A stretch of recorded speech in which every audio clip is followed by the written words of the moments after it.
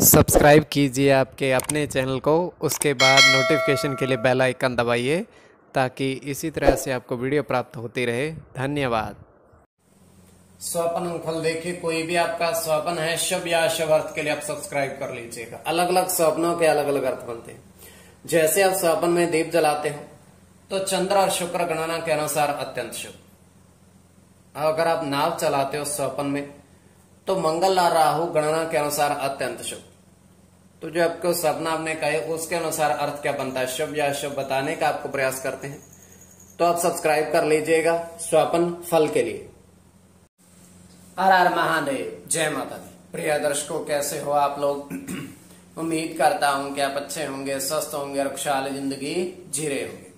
और ये मैं हमेशा प्रभु से आपके लिए प्रार्थना भी करता हूं, करनी भी चाहिए कि आप सब अच्छे हो, स्वस्थ हो, खुशहाल हो, आपका जीवन खुशहाली भरा हो, समृद्धि भरा हो, आपके जीवन में कोई कष्ट कोई परेशानी ना आए, यही हमारी कामना है। तो एपिसोड पसंद आए तो आप लाइक कर दीजिएगा, आपका धन्यवाद।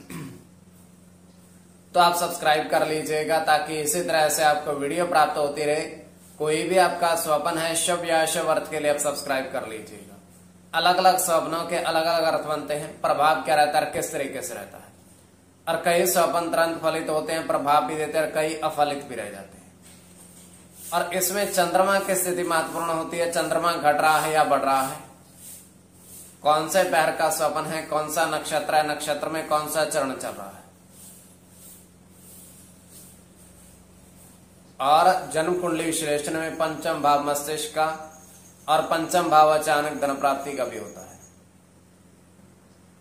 तो आपको बताने का प्रयास करते हैं आपके स्वप्नों के अर्थ लिख करके। उससे पूर्व स्वयं का स्वप्न तृतीय पहर का 1:43 समाप्ति का समय हम देख पा रहे हैं। दृष्टिगोचर ये हो रहा है कि एक स्वच्छ जल की नदी बह रही है और उस नदी के किनारे एक महात्मा साधु ध्यान में बैठे हुए हैं और हवन कर रहे हैं।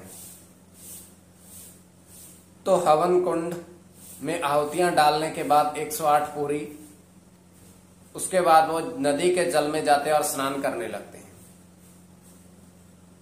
स्नान करते करते उनको नदी के जल में से एक पुष्प मिलता है और पुष्प को बाहर लाते हैं।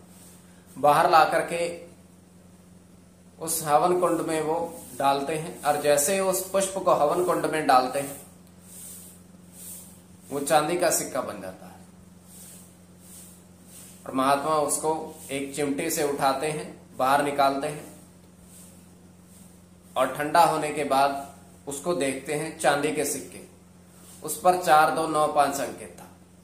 तो ये केवल हमारा स्वप्न काल्पनिक, सच्चाई नहीं होती है। तो जो आपके स्वप्न आपने कहे उसके अनुसार अर्थ क्या बनता है, शुभ या अशुभ बताने का आपको प्रयास करते हैं।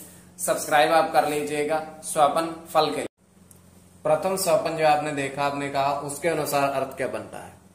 तो प्रथम स्वप्न में आपने देखा, आपने कहा कि दो सीढ़ी पर बहुत सारे सिक्के देखे। सिक्के बिखरे हुए दो सीढ़ियों पर, अलग अलग ऊपर की ओर जाती हुई। तो ये आपने देखे। तो ये अत्यंत शुभ स्वप्न है।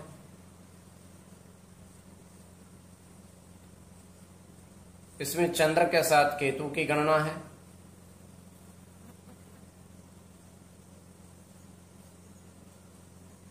केतु के साथ शुक्र की, चंद्र के साथ सूर्य की,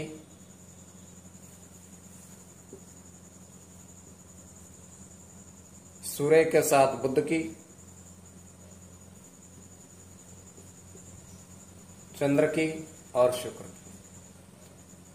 इसमें चंद्र और शुक्र की गणना प्रधानता में रहेगी। कोई भी आपका स्वपन शुभ या शुभ अर्थ के लिए आप सब्सक्राइब कर लीजिएगा। द्वितीय स्वप्न जो आपने देखा, आपने कहा उसके अनुसार अर्थ क्या बनता है? शुभ अर्थ बनता है या अशुभ अर्थ बनता है? तो द्वितीय स्वप्न में आपने देखा, आपने कहा कि 4 बरगद के पेड़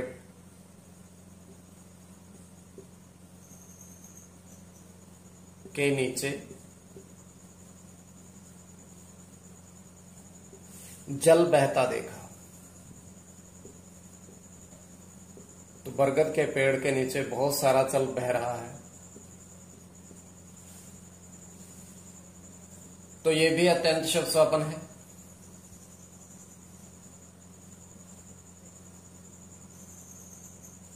राहु के साथ बुध की गणना है,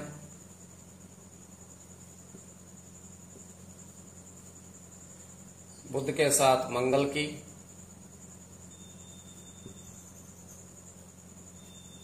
बुध के साथ सूर्य की,